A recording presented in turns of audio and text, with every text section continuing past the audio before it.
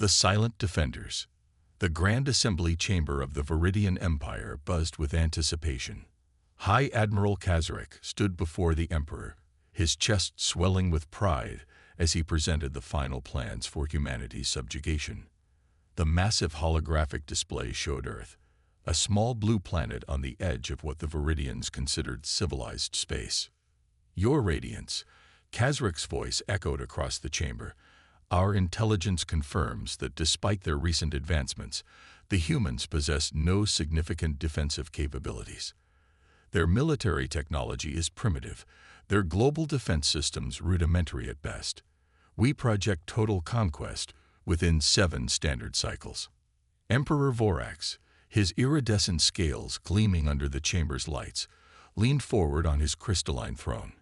6 centuries of uncontested conquest had made the Vidians arrogant, and Vorax embodied this trait perfectly. "They have ignored our demands for tribute for the last time," the Emperor hissed. "Their continued expansion violates the natural order. The lesser species must know their place." The Vidian Empire had ruled the Orion Arm for millennia, demanding tribute from all sentient species. Earth, however, had responded to their demands with silence, neither acknowledging the Empire's supremacy nor preparing for conflict. This baffled and infuriated the Vidians in equal measure. "Send them one final warning," Emperor Vorax commanded. "Submit or face extinction." Across the void of space on Earth, the message arrived at the United Earth Defense Council. General Elena Santos read the ultimatum with a calm that would have unnerved the Vidians had they witnessed it. "They're really going through with it," she remarked to the gathered council members. The room, buried deep beneath the Himalayas, contained Earth's most brilliant military minds and political leaders. Chancellor Marcus Wee nodded. "They are. The question is, do we proceed as planned?"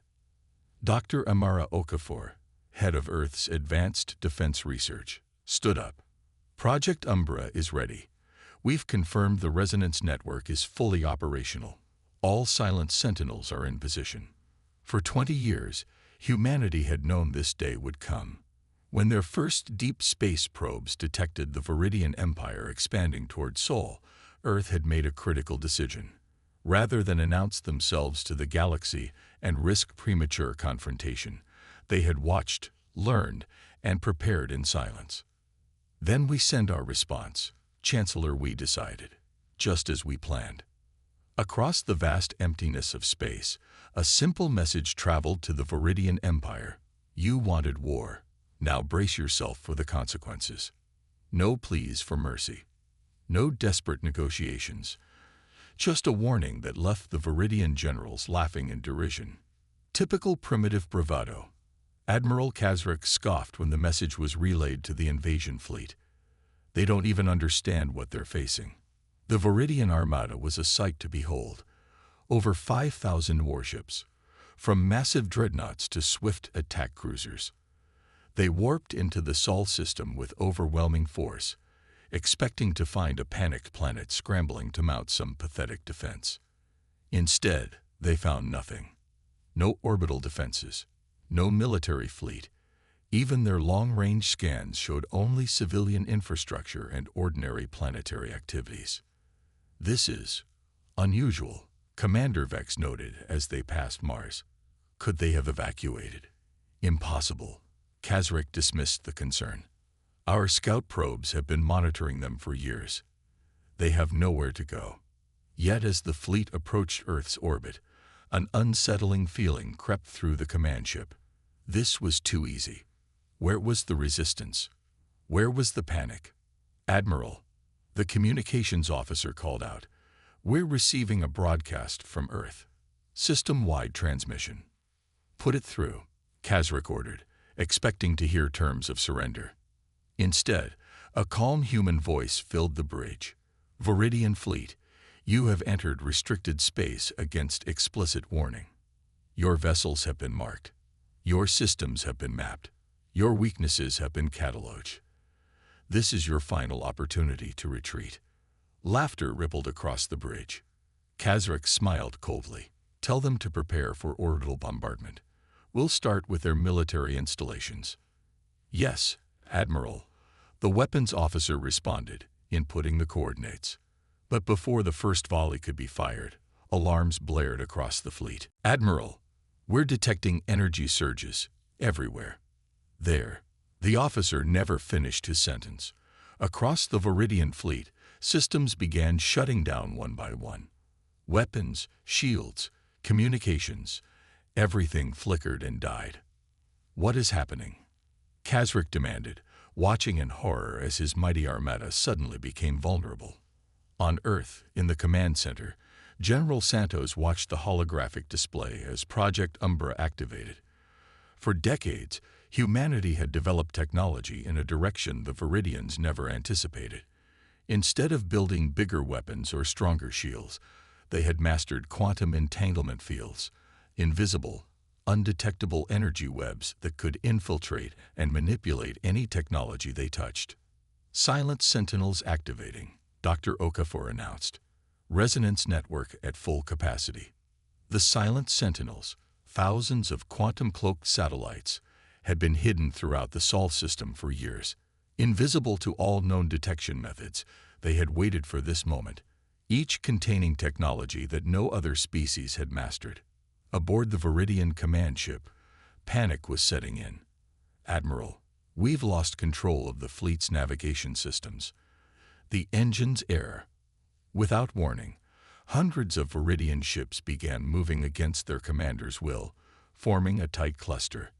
Break formation, Kazric shouted. Override the systems. We can't. Something has taken control. On Earth, Chancellor Wei watched the display with grim satisfaction. Commence Phase 2. Dr. Okafor nodded, inputting a command sequence, initiating quantum deadlock.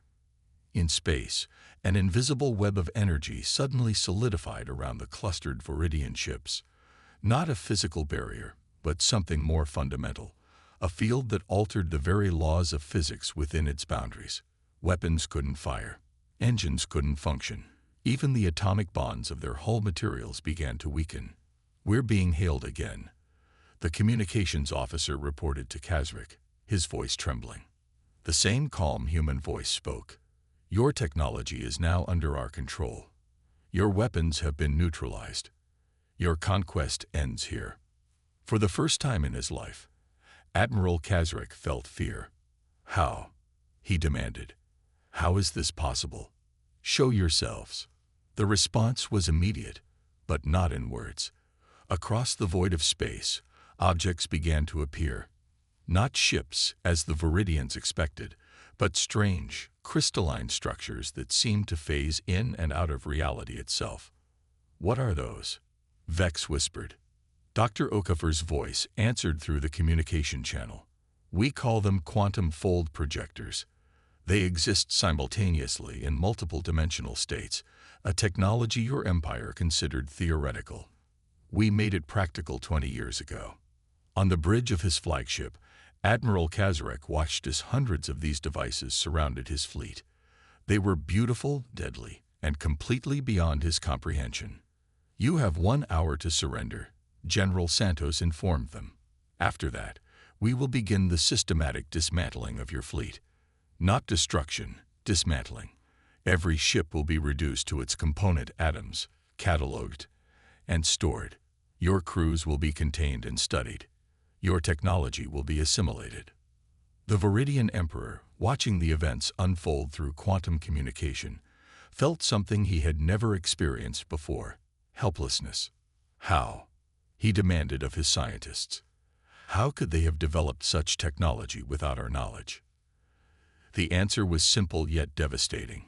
Humanity had developed in ways the Vidians never imagined possible.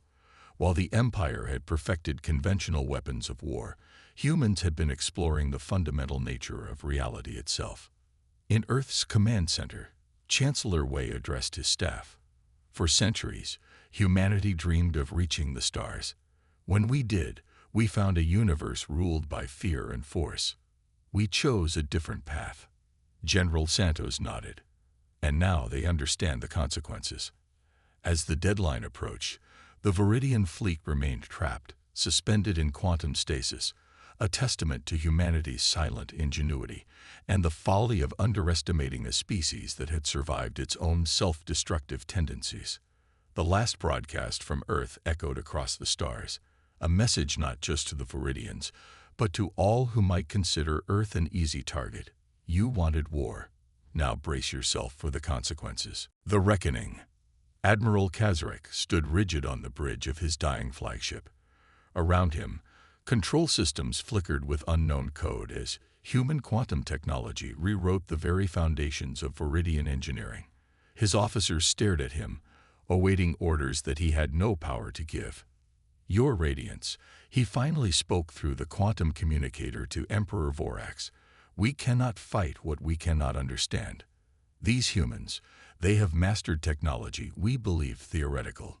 The Emperor's holographic projection shimmered with rage. I will not accept defeat. Deploy the Nova Cores. Kazarek hesitated. The Nova Cores were the Empire's most devastating weapons.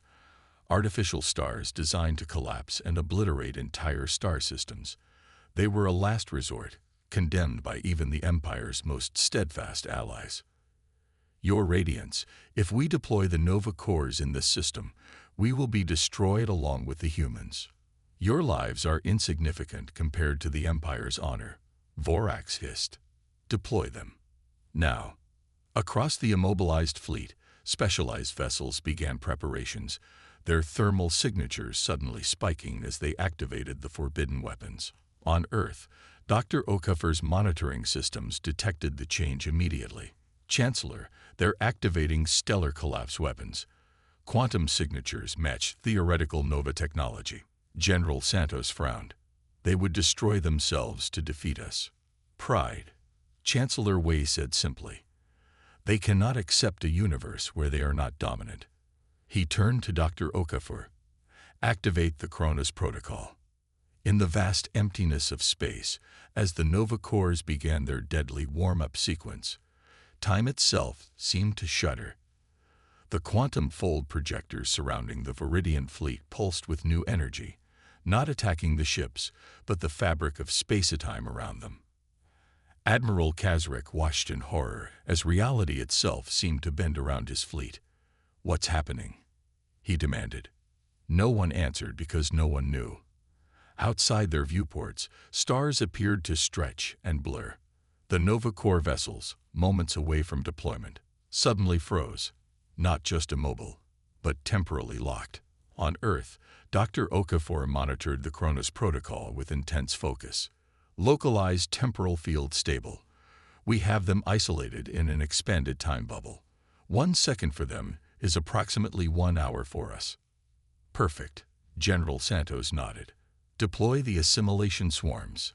From Earth's moon, thousands of microscopic robots activated, each carrying quantum entanglement nodes. They moved through space undetected, passing through the temporal field and attaching to the Viridian vessels. Within what seemed like seconds to the Earth Command, but took subjective weeks for the trapped Viridians, every ship in the fleet had been infiltrated. The assimilation swarms moved through the vessels like a silent plague, mapping technology, downloading databases, and most importantly, accessing the command codes for the Nova Cores. Admiral Kazarek could only watch in slow-motion horror as his mighty fleet was dissected from within. Information flowed out of his ships, secrets held for millennia now laid bare for human analysis. When the Cronis protocol finally released its grip on normal time, the Viridian fleet remained intact but completely disabled. The Nova Cores had been neutralized, their destructive potential harvested and contained by human technology. Chancellor Wei's voice echoed through every ship. Your weapons have been disarmed. Your knowledge has been assimilated. Your threat has been neutralized. Emperor Vorax, still connected through quantum communication, roared with fury. This is impossible. No species in the galaxy has such technology. That is correct, Dr. Okafor responded calmly. Because we did not develop it from galactic knowledge. Isolated on our world, we explored paths of science that your empire abandoned millennia ago as impractical. Your conquest made you complacent. Our survival made us innovative. General Santos stepped forward. We now present you with options. Emperor, Option 1. Unconditional surrender. Your fleet will be allowed to return, minus weapon systems, to deliver our terms to your empire. Option 2. We deploy your own Nova Core technology, which we now control, against your homeworld. The silence that followed was deafening. For the first time in 600 years, the Vidian Empire faced existential defeat. You would destroy an entire civilization? Emperor Vorax finally asked, his voice hollow. Chancellor Wei responded, No, that's the difference between us. You came here for conquest. We developed these technologies for defense. We have no interest in empire building or subjugation. We simply wish to exist without threat. In the command center, humanity's leaders watched as the Emperor's hologram flickered with indecision. For a species that had known only victory for centuries, the concept of surrender was almost incomprehensible. Finally, Admiral Kazaric broke protocol, addressing Emperor Vorax directly. Your Radiance, I have witnessed their capabilities firsthand. If they wished to destroy us, we would already be gone. I recommend acceptance of their terms. The Emperor's gaze burned with hatred, but even he could not deny reality. What are your terms, humans? Chancellor Wei had prepared for this moment for decades. First, recognition of Earth and all human colonies as sovereign territory, permanently exempt from tribute or interference. Second, access to the galactic archives your empire has hoarded for millennia. Third, your withdrawal from the territories of 17 species you've subjugated against interstellar law. You dictate terms to the Vidian Empire. Vorax hissed. We do, General Santos confirmed. Because today the balance of power has shifted, not through conquest, but through necessity. In the tense hours that followed, the terms were finalized. The Vidian fleet, now under partial human control, would return to Imperial space with Earth's message. A new power had emerged, one that sought not domination but cooperation. When the last Vidian ship departed the Sol system, humanity finally revealed itself to the wider galactic community. The quantum communication network, technology previously unknown in the galaxy, activated, sending Earth's message to every corner of known space. For too long, the galaxy has lived under the shadow of empire. Species have been subjugated, knowledge hoarded, and progress stifled. Today marks a new era. Earth extends an invitation to all peaceful civilizations. Join us in building a galactic community based not on tribute and subjugation, but on cooperation and shared advancement. Across the stars, oppressed species watched in wonder as Vidian control systems suddenly went offline. The Empire's grip loosened as their technology, now infiltrated by human quantum code, systematically disabled itself. On worlds long conquered by the Vidians, resistance movements suddenly found Imperial weapons powerless against them. Liberation, long thought impossible, became inevitable overnight. In the Vidian Imperial Palace, Emperor Vorax raged against his new reality. How could one primitive species bring us to this? His chief scientist, braver than most, finally spoke the truth. Because we became what we despised, your Radiance. We conquered so thoroughly that we stopped evolving. While we rested on past achievements, they innovated out of necessity. 6 months after the failed invasion of Earth, representatives from 73 species gathered in Earth's orbital diplomatic station.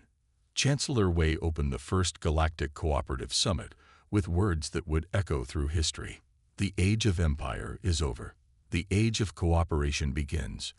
Earth did not develop our technologies to conquer, but to ensure that no species would ever again believe conquest is the natural order. The stars belong to all sentient life, and together we will reach heights none of us could achieve alone. As the delegates applauded, General Santos leaned toward Dr. Okafor and whispered, Do you think they understand yet the full extent of what we can do? Dr. Okafor smiled slightly. No. And that's our greatest defense. The moment any species believes they fully understand human capability, is the moment they might consider challenging us again. And if they do, Santos asked, then they'll receive the same message. Chancellor Wei interjected, having overheard them. You wanted war. Now brace yourself for the consequences. Across the galaxy, a new era dawned, not through the traditional exchange of power from one conqueror to another, but through the emergence of a species that had developed in isolation, forced to innovate rather than subjugate. Humanity had arrived on the galactic stage, not as conquerors, but as liberators, offering a different vision of what civilization could be. And throughout known space, one message was remembered, a warning to any who might consider force where diplomacy would suffice. You wanted war. Now brace yourself for the consequences.